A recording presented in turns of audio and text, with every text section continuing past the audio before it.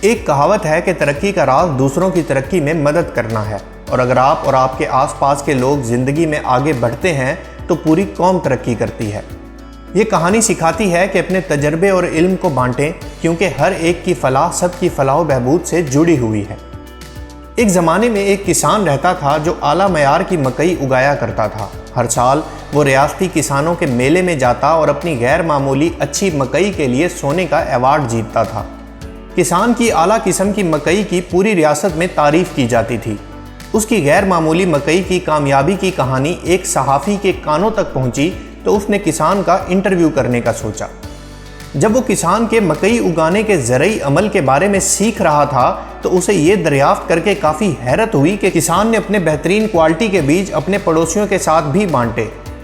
حیرت زدہ رپورٹر نے پوچھا، آپ اپنے بہترین مکئی کے بیج اپنے پڑوسیوں کے ساتھ کیسے بانٹ سکتے ہیں جبکہ ان میں سے کچھ کسان سالانہ زراعت کے میلے میں آپ کا مقابلہ کریں گے؟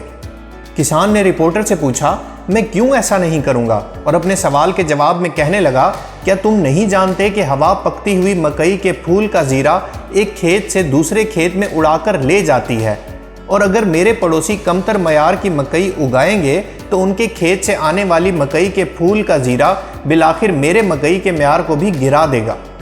کسان نے مسکرا کر کہا، اگر مجھے اعلیٰ قسم کی مکئی اگانی ہے تو مجھے اپنے پڑوسیوں کی بھی اچھی مکئی اگانے میں مدد کرنی چاہیے۔